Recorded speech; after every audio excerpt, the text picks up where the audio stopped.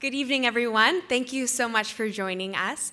I'm Ryan Murphy, and I have the distinct honor of introducing Mr. James W. Caesar. James W. Caesar is the Harry F. Byrd Professor of Politics at the University of Virginia, where he directs the program for constitutionalism and democracy. He is also a senior fellow at the Hoover Institution. Dr. Caesar received his PhD from Harvard University and has been a visiting professor at Claremont McKenna College, Harvard University, Laval University, Marquette University, and the George Marshall Center in Germany. From 2008 to 2014, he served as a presidential appointee to the National Archives Commission. He is a frequent contributor to the national press and comments regularly for the Voice of America. He is the author of several books, including Presidential Selections, Reconstructing America, Nature and History in American Political Development, and Designing a Polity. In addition, he has written extensively on the presidency and presidential elections, having co-authored a series on each national election since 1992. Please join me in welcoming Mr. James Caesar.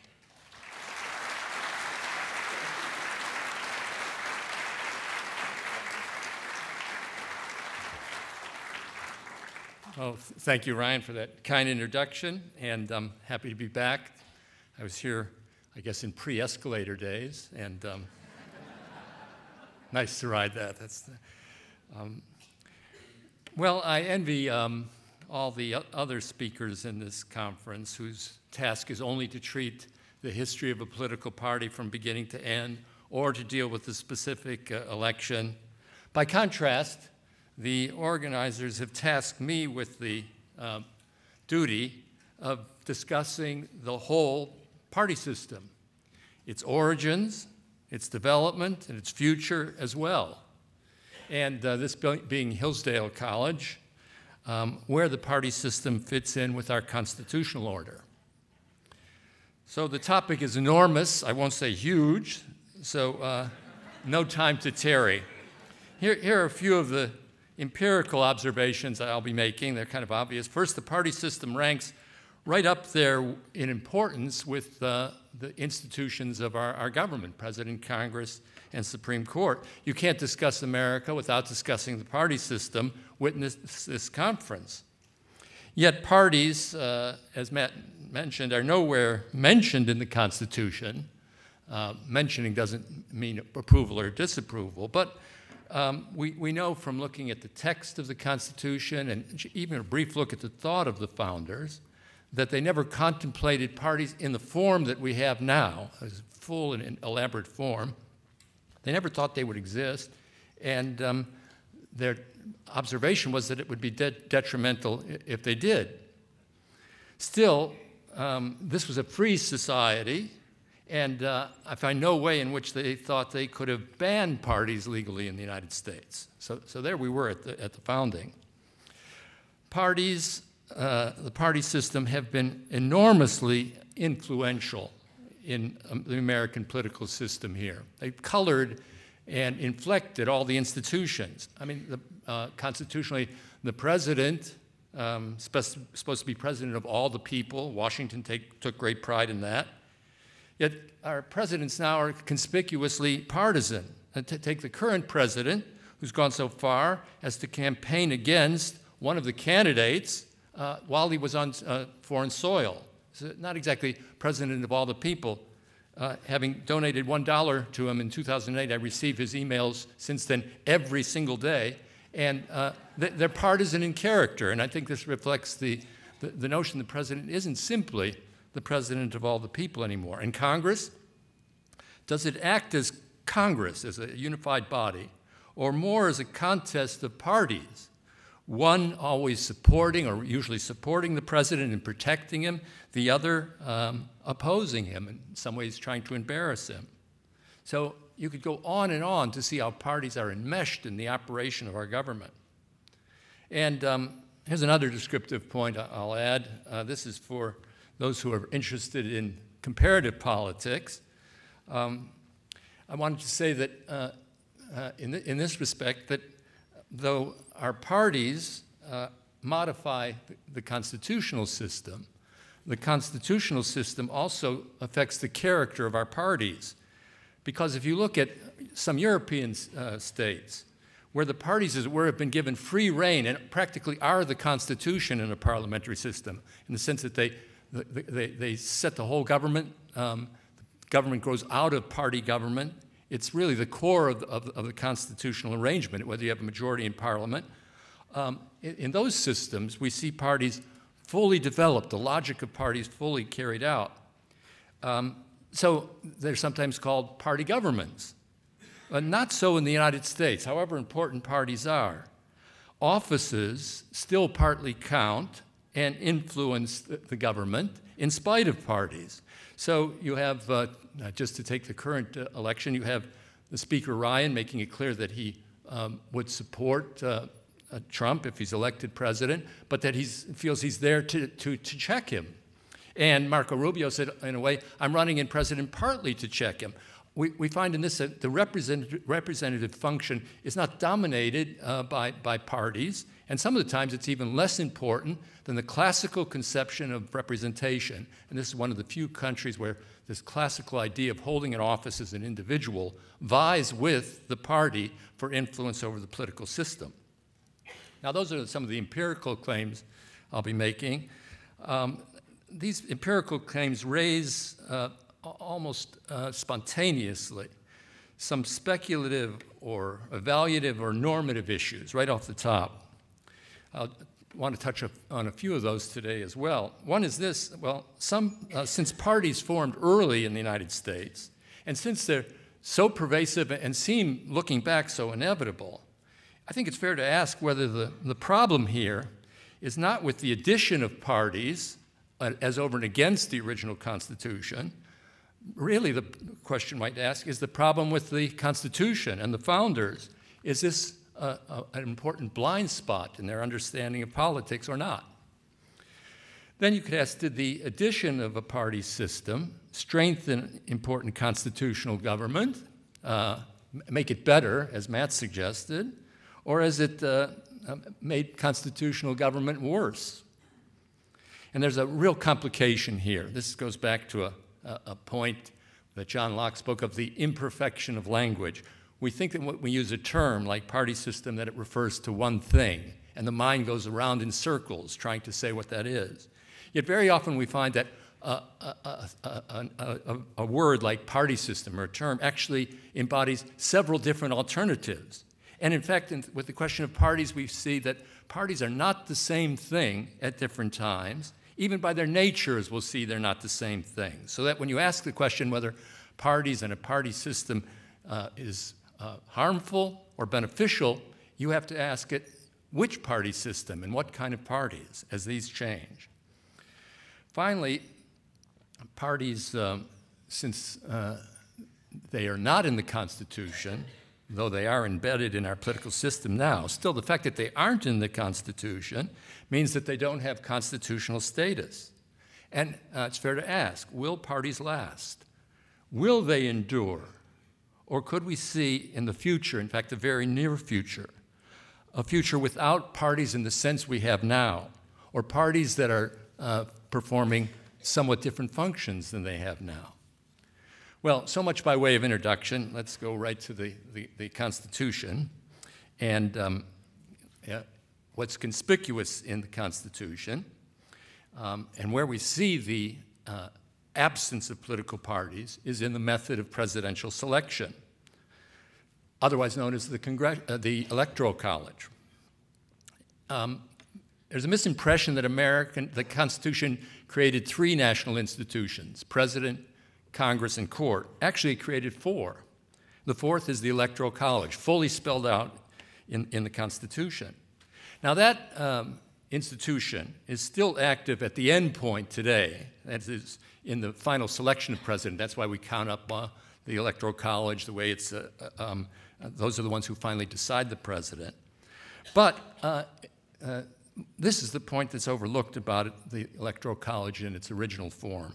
It was not meant just to perform the function that we perform in the final election. It was an institution to handle the entire selection of presidents from the beginning to the end. In other words, the Electoral College was, if you want to put it in modern terms, the winnowing device, the nominating device, and the electing device. So in a way, it takes the place of, or meant to cover, what we now have in primaries, conventions, campaigns, and the final election. All of that was to be handled by the Electoral College. Well, what were some of the objectives of this institution? Well, one, of course, was to find good people who would become president. The founders were less concerned with the glories of the campaign than the preparation of selecting someone for governing. That came first, whereas today this is a country which has in some ways become obsessed with campaigns, which endure well over a year, are highly entertaining, grab attention. It's almost as if the fact that they'll have to govern one day is subordinate to that. Now, the selection of the delegates and the electors and the president under the original system could be fairly popular. There was a good deal of popular influence involved in this system. But the interesting thing was there were to be no parties and really no campaign in the modern sense. Candidates would not go out and vie for office. This would be handled by the Electoral College. And those of you who are older than the students will remember we used to nominate our candidates a little bit this way. Before there were primaries, the candidates vying for the nomination of a party at the convention didn't normally go out and campaign widely before the convention. It was left to the convention. Similarly, it looks like the Electoral College was supposed to handle this without a public campaign, which the founders thought could divide the country, add to divisions that weren't there before. I could read a passage from Federalist 68, and I should at Hillsdale College. The process of election affords a moral certainty that the office of president will seldom fall to the lot of any man who is not in an eminent degree endowed with the requisite qualifications. And then it goes on to say, the station will be filled by characters preeminent for ability and virtue. That's what is held up. It was also to prevent, these are the plus side, to put someone in like that, but also to prevent certain things. Because the founders looked on this national election as a dangerous period that could cause crises. In particular, to prevent demagogic candidacies, or what they call the low arts of popularity, so that people would, for their own ambition, choose to achieve the office by, in some ways, harming the public, whipping it up, dividing it, putting their own interests, obviously, above the country. So this was the great danger. And it goes back to the classic concern that the real reason for the fall of democracies has to do with demagoguery. The system that we have that I described in the founders, it only lasted a couple of elections, but it fulfilled perfectly its objectives. We had two elections under the Electoral College, and sure enough, we selected someone preeminent for virtue. It's 100% accurate in what it did. Washington was elected 2 times before this system more or less partly went out of business. By contrast, we can look at what we have today, 2016, where we no longer have this system. So here's some bad social science. Look, when we had it, we got Washington. We look when we don't have it, we look at today. There you have 2 perfect test cases. Clearly, this is the worst choice ever in American history that we face this election, pitting one candidate who's corrupt and dishonest against another one who's erratic and demagogic. Oh, I forgot to mention the third candidate, Gary Jacobson. I forgot his name. Mr. Johnson, and it's not a sin that he doesn't know what Aleppo is. After all, I have some good friends who don't know what Hillsdale is. But the fact is that, in a way, he took a very interesting political philosophy of libertarianism, which has a theoretical pedigree, and he really has turned it into something different. His party's become a pot party, really. And think that's the extent. He's in a way harming the brand of libertarianism. Meanwhile, in addition to the candidates being the worst ever, look at the campaign. It's a race to the bottom, and it's hard to imagine that it could get much lower. Look at the subject matter that has entered this campaign, which we now take for granted, but it has characteristics of which we've never seen in campaigns, or at least when they've been seen before, because scurrilous charges have been uttered. They've been uttered, for the most part, not by the candidates themselves, but by those working on their behalf, to put a little bit of distance between the candidate and these charges, which is a pretty important thing, because this person, whoever it is, will become president in January, and is now directly, both of them are directly tainted with these charges that are made against the others. Neither candidate, and here was another purpose of the Electoral College, was to create confidence in a candidate coming in, or at least not undermine the confidence that people would have. And that's pretty important with for a president, to enter with confidence beyond a group, even those who support them, but a general sense of confidence. What if there's an early crisis in the next administration, or a president, as all president does, makes a grave mistake? Neither candidate will begin this term with a large degree of confidence of the American people, which is a dangerous constitutional situation to begin with. Well, so it's clear then that from this institution of the Electoral College that the founders did not expect there would be political parties. It was to choose an individual. Parties, nevertheless, did form in the 1790s. So let's take a look at them for a minute and learn at least about one kind of party. So I mentioned parties have different forms, but these first ones. Well, people in parties sometimes will come together with an aim or purpose in politics to shape the political order in some way. And in this case, this was why parties did form. The Jeffersonian Democratic Republicans, which we can say is the first party to have organized, they formed out of fear. They worried about the subversion of a constitutional, or at least a liberal democratic regime. They saw Alexander Hamilton's program of development, which was supported by many in Congress, and they said, look, this means we're heading down an unconstitutional path with an expansive national government whose powers extend beyond what was constitutionally granted. Hence, partly it begins with an argument over the Constitution. And the power that was generated inside of the administration, let's say the presidency, reminded the Republican Democrats that this was, could be an institution and a government which was trending towards monarchism. So it was really a party which formed against the threat of monarchism. And beyond that, you can look a little bit more deeply. There was a type of person, too, that the Republican Democrats sought to create, a person who was independent in himself, and that was especially the independent farmer, who was God's chosen people, Jefferson said, hedged his bet if ever he had one.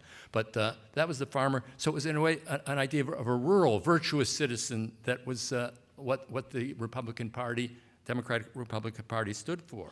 The Federalists, by contrast, did have a program of expansive development using the federal government, the bank, financing, protection of industries, so get the economy going.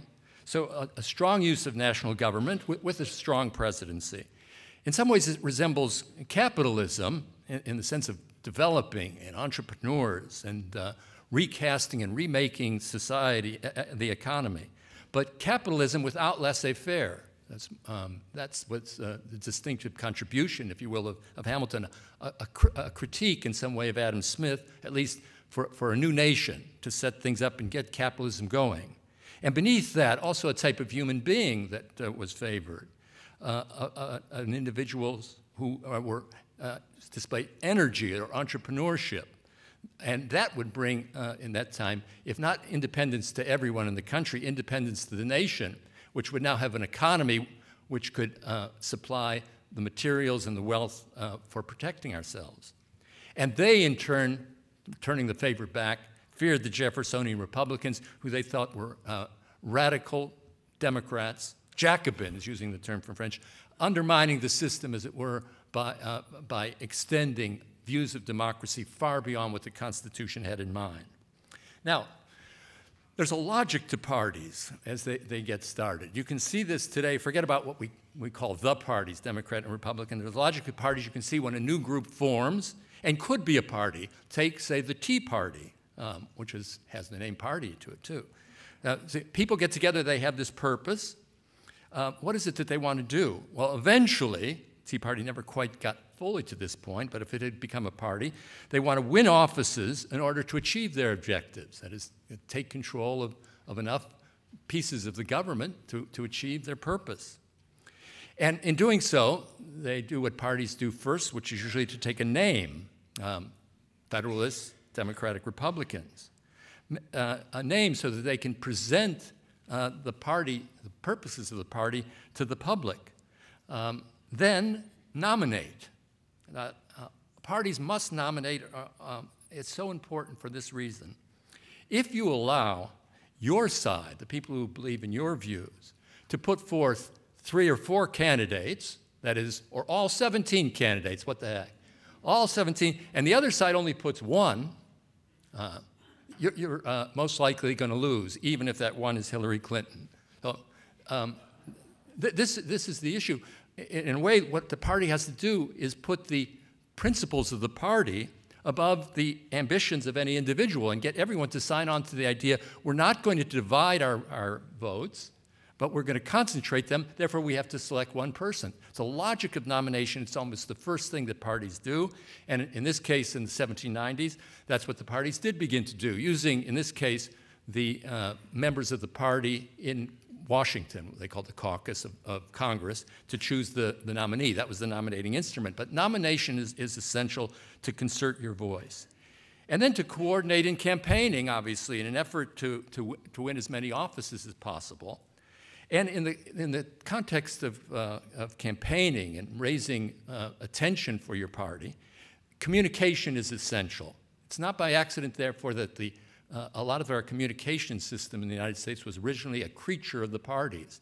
They had to get their message out, so they sponsored newspapers, started newspapers, tried to get newspapers spreading across the country. They funded newspapers in many cases. So the media, controlling the media and building the communication system was important. Our press began as a partisan press in the United States.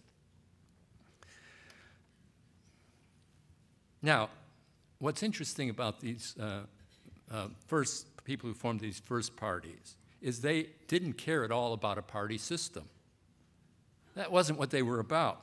When historians ascribe a party system to them, they say, oh, that's the first party system. They never sought to achieve or establish a party system.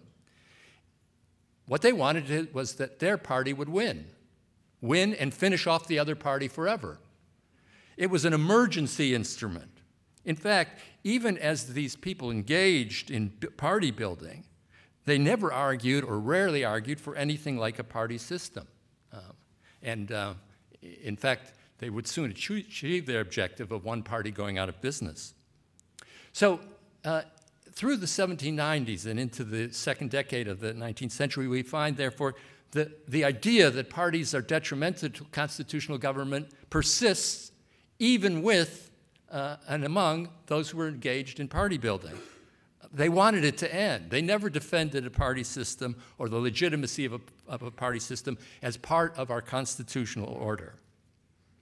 There were many remarkable implications of parties forming, some of which I've already alluded to and how it changes things. But the first is what it means to have an election. I guess in the original system, if you try and imagine how it would have worked, the selection of offices, president could be fairly popular. Certainly the members of the House could be popular votes. But the point was that each election would be separate as individuals running in every congressional district and the president, not tied together by anything, the election of a person in each place. Now with the introduction of parties, something new inheres or becomes at least potentially possible in an election, which is that you can tie the various office holders together and speak of the election now as indicating a national inclination or a national majority, so that you can read an election now to say the nation wants to go in this direction. In other words, we didn't merely choose a number of officers. We chose a party and a direction. And so Jefferson interpreted the election of 1800 when he won. In a way, this was a vindication. He thought of his party and its aims. Well, I did ask the question at the beginning, were the founders naive to think that parties wouldn't exist? Well, maybe, but not as naive as you'd think, because it turns out that it was a long time until we actually established a party system, certainly not in these early years where we had parties, and not really maybe till 1836 or 1840. More remarkably is this. When the Federalist Party died out, by the end of, let's say, 1820 or so, we had this period known as the era of good feeling. And it didn't mean that people got up early and exercised and did their jogging. That wasn't it. The era of good feeling meant precisely that we have no more political parties. We're back, in some ways, to the original constitutional design. And the interesting thing was that the dominant people in Washington, including the president, President Monroe, they praised the era of good feelings. They celebrated the fact that party came to an end. And from what we can tell from the historical record is that almost all in Washington were of this view, that, well, finally we've gotten rid of parties, we're back where we were, or at least some resemblance of what we had, and this is how the system should operate. One person or one group was a little bit suspicious of this, and that person is Martin Van Buren, later became president, but at this point in the 1820s, he was a young senator from New York. And he kind of liked political parties, operated them quite well in the state of New York. He saw them as a way for an average politician like himself, who didn't have much renown or flair or military record, to make his way up. After all, a party can, in a way, confer stature on you. You don't have to have it yourself. You don't have to be charismatic if you're a party person. The party will, in a way, support you, and that was sufficient. He found something attractive in this. But the most important reason for his now moving to establish the party system was the election of 1824. What was the election of 1824? That was an election where only one party, so therefore no parties, no nominating process anymore. If one party, why nominate? Or no parties. You had 5 or 6 running. To give you an example, the election of 1824 would be something like this. Forget about the Democrats, suppose they didn't exist. Look at the Republican nomination. 17 people running for the same office. This is pretty much what Van Buren thought would happen with the presidency and what did happen in 1824. 5 or 6 or 7 candidates started running for the presidency, not nominated by parties. And this is what Van Buren believed would constitute the great crisis in American politics. In what sense? Well, there's a technical constitutional sense. Unlikely that any candidate will end up with the majority of the electors.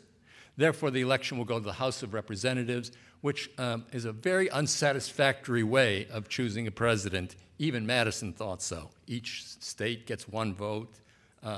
So a problem with that, and this was, Van Buren said, in a way, if we want to avoid the House election, which will become the norm in the future without parties, we really need some instrument to stitch together majorities and achieve a majority in the electoral votes. So that's one point. But the main point had to do with the character of the way the candidates solicited the office. Here, Van Buren argued, was ambition unleashed, and ambition, instead of channeled towards establishing a record of service that people could admire, ambition now channeled in the direction of soliciting votes by the low popular arts, in short, demagogy.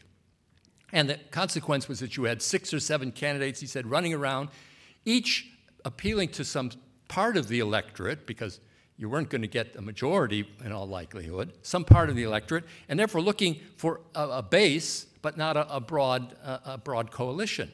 Then you could hope to be one of the 3 that would get into the House and win the election. But first stage is divide. And divide, Van Buren said, by section in particular.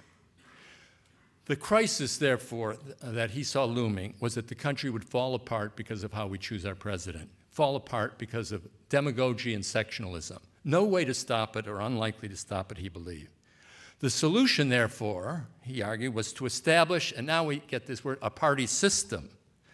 A party system as a way of addressing this problem. So you could look at for the original people who were involved in parties was more important than the party system. For Martin Van Buren, the party system was more important than the parties. The parties were the instrument to get the party system going, but the party system was most important to him. It was like a new institution of government, only not adopted through the Constitution, but performing a constitutional type function. So Van Buren was involved in this project for the next number of years in very complicated ways, but it's a masterful performance to try and change people's minds about parties from the view that prevailed in the era of good feelings to what finally occurred by 1836 and 1840, so in say a 16-year period, at the outset of which almost everyone in Washington said national parties are a bad thing. 1840, apparently almost everyone thought, oh, parties are part of the political system as much as anything else. That was the revolution in thinking with which he was involved. Now, what were some of the things that he wanted from this party system? Well, he needed parties, so enough partisanship to keep the parties going. You had to have some ideas, but he really wasn't terribly concerned with what those ideas were, as long as they met certain criteria. The parties should be national and safe. So they should have principles, but they should be principles that would have appeal across the nation, so we would never divide by sections, and safe, meaning not too extreme or radical. That would be enough to keep it going. Parties would have this advantage as well. These would now become the instruments for controlling ambition. Any serious person who wants to become president now has to go through the political parties, he hoped, and therefore has to subordinate his personal ambition to these moderate and national parties. You can't get to be a nominee unless you follow what the party stands for, and the party's supposed to stand for something safe and national. That's the way to the presidency. Think that way. Don't think like the candidates in 1824 did. You won't get anywhere. So all of these instances, people are thinking about channeling ambition, and that was foremost in Van Buren's mind. And suppress demagogy, which was the bane in his view. In some ways, he was trying to do what the Electoral College originally did in a new setting, using the parties to achieve this objective. Well, another thing about these parties which is interesting, were they the real parties in this sense of what people wanted as a purpose in government? In a way, they were meant to cover up what might become the real purpose. They were meant to cover up the division of North and South. They were meant to push it in the background.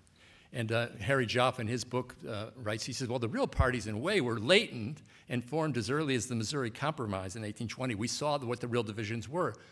I think Van Buren realized that the idea was to use parties to push it in the background, kick it down the road, ensure that these parties nominate candidates who don't represent simply the sections. That was his hope. So in some ways, the parties, instead of performing that original role of forming to push an end, are now formed in a way, if the system works, they're formed to dampen conflict. So we have parties are two-faced possibilities.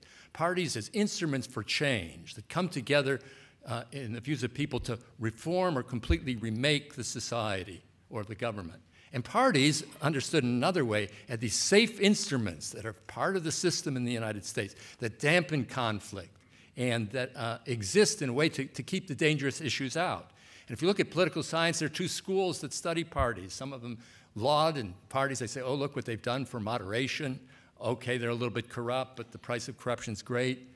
They stay together. They assure compromise. They're not too hung up on ideology. And then you have the other view that parties are the instrument, as Bernie Sanders says, for our revolution, the name that he gave to his super PAC just after he purchased a nice property on Lake Champlain. Well, what were these parties? Very quickly, the two parties that formed in the 1830s that Van Buren helped form were the Democrats, maybe chasing back to Jefferson, but the Democrats. And he expected that they would have pretty much the same view, that is, fear of an overweening central government, more power in the states, favoritism a little bit more to the agrarian interests of the country. But there was one problem that emerged quickly that also gave impetus to this second party system, namely the opposition party, which took the name of Whigs. They were a little bit like the old Federalist parties, national program of development, stronger national government, modernization of Hamilton's old ideas. But the main impetus actually came over a person, Andrew Jackson, who assumed powers with a popular support that frightened the Whigs. So in some sense, the Whigs were against monarchism, against King Andrew. So the party of Hamilton, if you want to call it that, now became the party that was opposing the presidency, whereas the Democrats were the party now that favored the presidency and a popular presidency. So this was the new, you'd say, impetus of the parties that mixed up the strict continuity that exists. Well, these parties that came, they didn't last for that long. If you look at 1836, I say 1840 is the first pure example of these parties, with conventions now, politicians choosing the nominees, all the stuff we indicate, torchlight parades, mechanisms of communications, remarkably large organizations, relying on patronage at the local level, a lot of the stuff that was the old stuff of American politics, all that came in 1840 and after. But by the time you get to 1850s and 1856, this party system is already in trouble by virtue of a new kind of party, or rather a party that was in form very much like the parties of the 1790s, and that was the Republican Party. Here was a party that didn't form to be part of the party system. I don't remember Lincoln saying, I want to be part of a party system. They were a party that was formed to change and transform, to do something about slavery in different forms, to adhere to principle, in a way to draw a line, a sharp line, what you have, for example, in the House Divided speech. And it's interesting to see the reaction to this party by good and solid people. The Whig Party, which is kind of the conservative party from which the Republican parties emerge. But one of its leaders, great jurist, rather great lawyer named Rufus Choate, and he instead of following Lincoln into the Republican Party, became the enemy of the Republican Party. On what grounds? Simple. He says, if we're going to keep to the Constitution, now not the formal Constitution, but the party system, parties must be national. And the Republican Party is not a national party. Therefore, the Republican Party is a threat to the Union, as indeed it was, but a threat to the Union. No one can accept a party like this. So in a way, he had in mind that the party system was now an integral part of the American system, and that by starting a party which was primarily sectional, or was, in a way, we were acting unconstitutionally. I put that in scare quotes, not against the legal constitution, but against the ideas that had established this party system. And so many thought. There we see, therefore, the two aspects of parties: dynamic instruments for change, and viewing parties also as instruments to avoid change, or at least to keep it within bounds. Well, the party system that developed afterwards, I'll only mention the Republican Party, which remained the party of government after the Civil War, as more active, larger use of government, a national party that would be active within civil rights, but also in protecting businesses. It was a protectionist party in tariffs, for reasons maybe to help business, but also this was the way to get money for a larger federal government. And so the Republican Party remained the party of government. In fact, it remained the party of national government up until really after the New Deal. Then the Republican Party, as we know it today, parts of it became frightened, even as Jefferson had become frightened about what the national government could do if it was too extensive. Namely, not a party to encourage and develop business, but really a party to establish what already in the 19th century was regarded as socialism, something that would kill capitalism. So the Republicans, by the time you get to into this century, and especially after the New Deal, begin now to be the party of limited government and laissez-faire rather than the party of government for the development of the economy.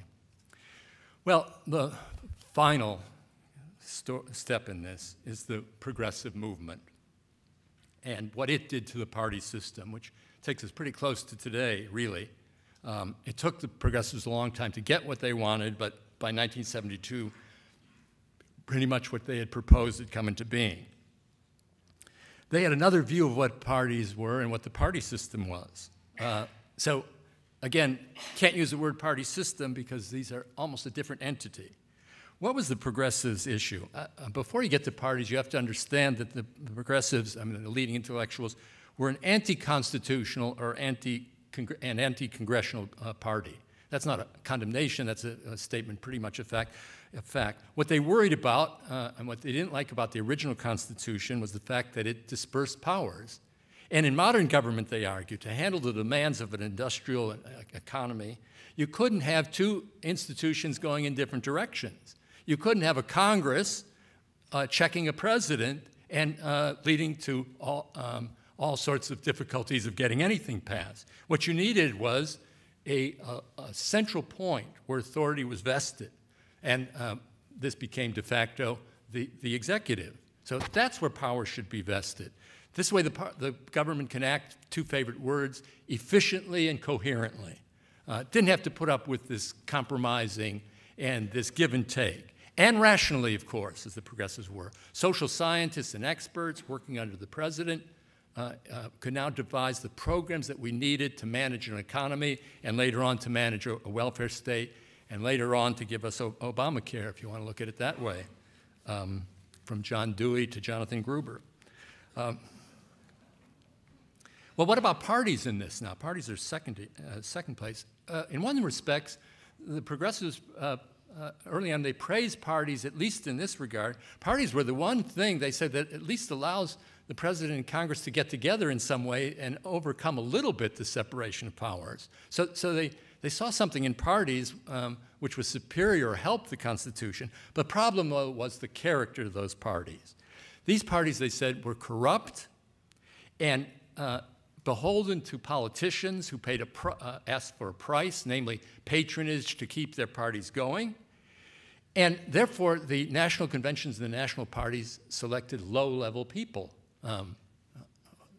chose second-raters.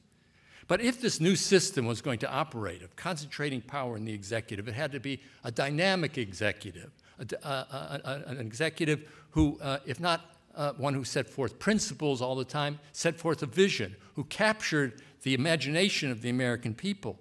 That's what was needed. So the parties had to change. You had to get rid of the old parties and establish a new kind of party, which is what Woodrow Wilson and many of the other progressives wanted.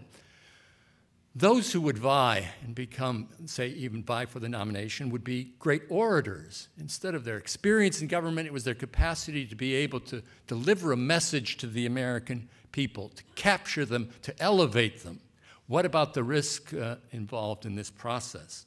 Well, progressives said demagogy was likely a thing of the past. We don't have to worry about this in the modern age. In the modern age where people are more enlightened, where things are more transparent, we don't have to worry about that. Now we can count on ambition impelling people to be of the caliber in their oratory of, say, Woodrow Wilson or Barack Obama, who fits this image perfectly.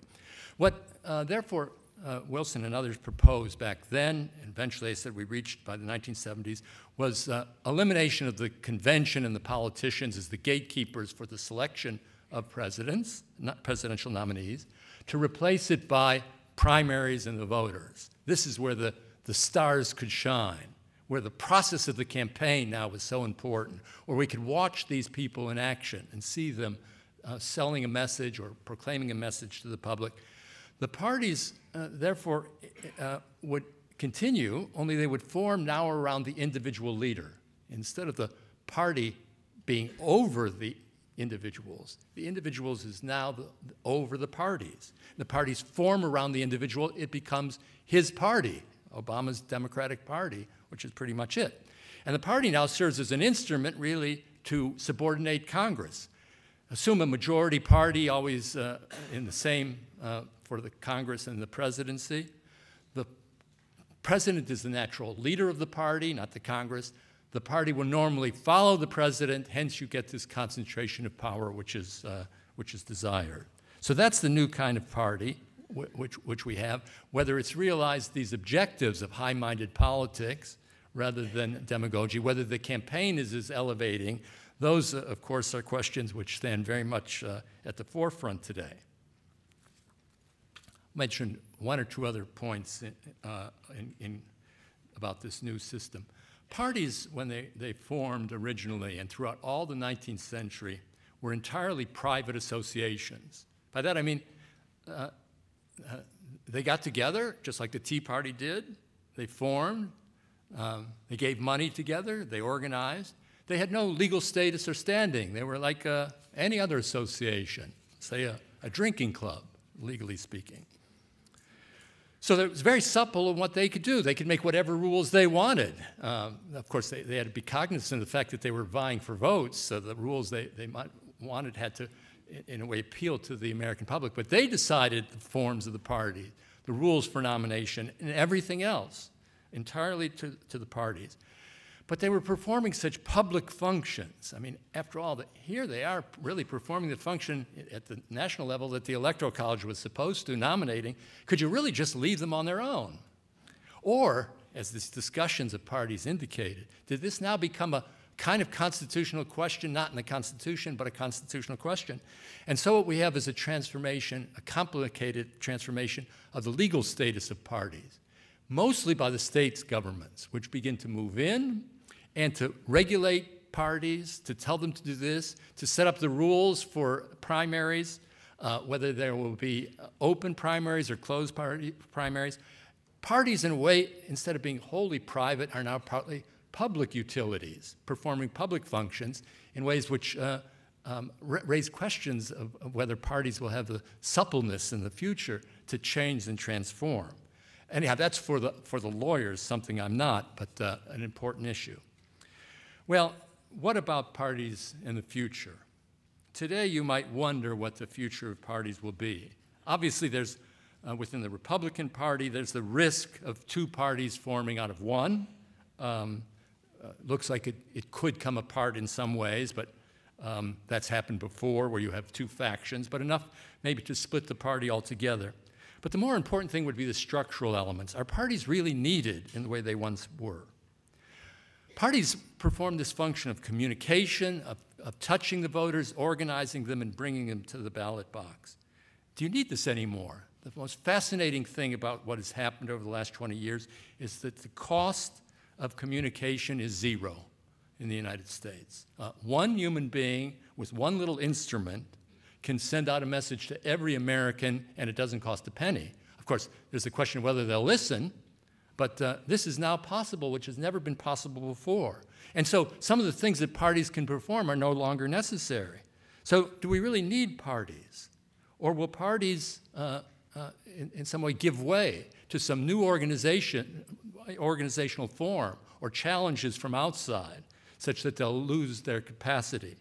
I would say the only way that parties might be able to battle back will be to change their legal status and insist on new ways of nominating their candidates. Thank you very much.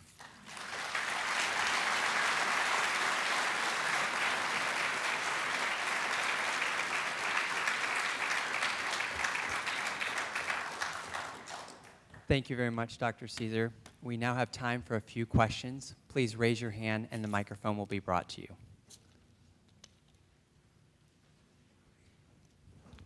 Bob Zaris. Over the past, I guess, couple days ago, the Detroit News, which normally has endorsed a Republican candidate for the past, I believe, 140 years, has now endorsed a third-party candidate, namely the Libertarian candidate. And I have two parts to the question. One is, if a third-party candidate was able to get enough votes so that neither of the major candidates got a majority of the vote, which they, maybe only get 40, 45%, would this not then tell that person that they no longer have a mandate from the people? That's the first part. And the second is, if it does happen to go to the Electoral College because nobody gets enough votes, how, I know each state gets one vote, but then who do they vote for? Can they vote for anybody? Yeah. Okay. Well, the first question, you actually look, many times we elect presidents with less than 50% of the vote. Bill Clinton, both times. So a mandate is not a legal, it's a rhetorical instrument. So there isn't going to be a president who doesn't claim a mandate, except maybe George Bush had to be careful in 2000, but they all claim mandates. And I think from people in the Republican Party, this is something that frightens them. They know that if Hillary Clinton wins, she's the day up to the election, she's not going to say, I won because so many people didn't like the opponent. The first thing she's going to do is claim some sort of mandate. You've endorsed the third term of Barack Obama. This, I think, frightens many Republicans and leads them maybe sometime, to move in that direction. Now, the other point that you mentioned, if no one gets a majority, which is 270 electoral votes, then the top two go to the House of Representatives. House of Representatives votes by state. Now, how it does this is not prescribed in the Constitution. It says they get one vote. You have to get a majority of all the states. So it's up to the congressmen, presumably, and the legal situation has not been worked out. There's no laws but presumably the state's caucus among theirs, if it's one, like Wyoming, caucuses very quickly.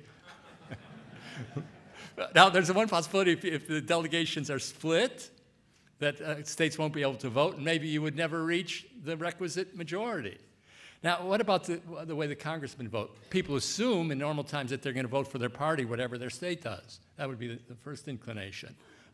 So that would mean, assuming, looks like it now, that would be the Republicans, if you go state by state, would have a majority. But will the Republicans vote for Trump? It's up in the air. There's also another theory, or they have pressure. Look, we elected you in Congress from our state. We expect you to do what our state did, regardless of what you did. Go where the state goes. So there are lots of different conflicting ideas that come to bear, and it's unsettled. I mean, this is what the congressman would have to decide in this event. What if you don't get a majority? Then it becomes goes who's elected vice president. Wait the thing out. The vice president becomes the acting president. That's another story.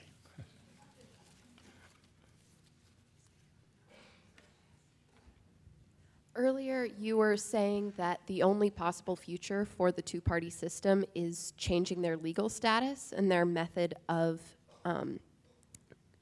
selecting a candidate to run. Could you elaborate on that? How would they change their nominating process? Well, there's going to be a look at the rules this time. I mean, there is something strange in the fact that the party, well, what is the party? Is it the people who vote, or is it the people who work for it all the time? But let's say it's more the latter, the people who identify and are doing all the stuff for the party that think it's their party, and maybe rightly so. Something strange in the fact that they felt that they didn't control the nomination. In fact, that the person who won the nomination in the Republican Party was not a Republican in any sense. He certainly wasn't a conservative, and said as much. Almost the same thing happened for a lot of people in the Democratic Party. This person called himself a socialist, never was a Democrat until a couple months before the election, not primary, and then afterwards went back to being a Democrat. How can you have a political party that allows its name to be taken over by someone who's not?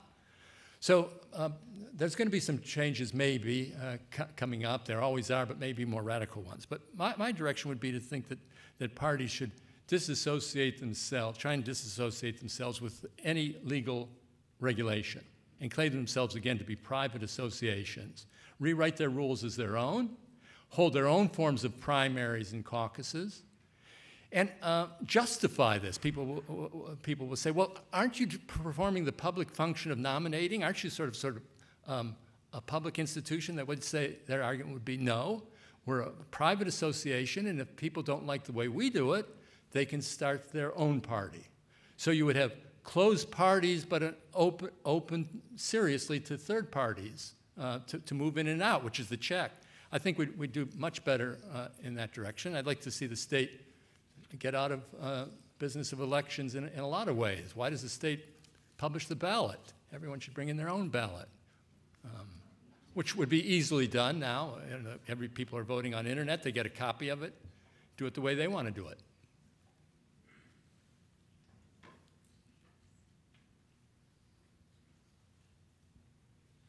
We have time for one more question.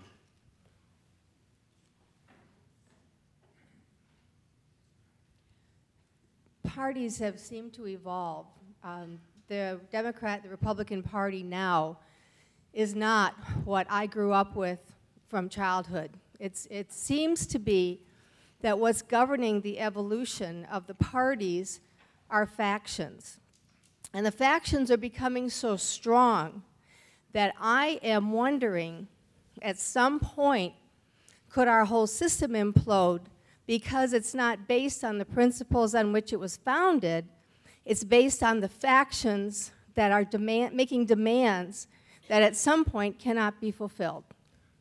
Well, that can happen. A party, can risk splitting, and it's hard to say in advance. But I'd say this about this problem. The Republican Party, let's say, if you look at it, isn't that factionally divided when the campaign began. It was a conservative party with nuances. I wouldn't call them factions. I wouldn't say that the difference between Ted Cruz and Jeb Bush was that great. They differed on some issues, but they could live together inside of a party, if you take those as the polls. They were roughly a conservative party with differences among conservatives. So in some sense, the Republican Party was unified, except for this one candidate who, relying on many people who voted Republicans, introduced a new, you call it a faction or a new dimension or a new movement into the party. And in some ways, what happened is analogous to what I said about the original reason why parties nominate. If this had been logical, the conservatives would have gotten together and nominated. Instead of having 16 of them, they would have said, it's time for one, so that we don't divide our votes so much that someone gets going and steals the party from us. That's the reason why parties nominate. They didn't nominate. And so you had, in this case, Jeb Bush staying in longer than he should have. I don't know, for whatever reason. Maybe he felt he owed it to his donors, but he was finished after New Hampshire. Others put their own ambition above. They say, why should I take the sword? Now, I'm not saying that by that point any Republican could have beaten, but certainly he was able to get going because the others had divided. So in a way, this is an institutional failing. There are always potentialities in a polity for division and faction. These are always there. The question is whether institutions play some role in moderating them or stifling some for the time being. And the fate of the Republican Party, if it had chosen such a nominee and if it had won, both ifs, would have been to see whether someone like that could have governed successfully. That's where American politics looked like it was going. You had Obama's election twice, but then you had the Republican Party, say, in its conservative phase, winning almost all the governorships of the United States, the Congress 2 times. It looked at this is where the 2016 election was going to be, some kind of conservative running against the third term of Obama, and the nation would decide. So we didn't get that, but we didn't get it in part because of an institutional failure. It could have happened. They could have picked such a candidate, and it just kind of got out of hand. Now we'll see the results. Some people are happy with it. They see some advantages in Trump that conservatism, frankly, they think had reached its end point. I don't believe that. I think conservatism was on its way up with all its difficulties, and we would have seen whether we had a government somewhat like Indiana or Illinois.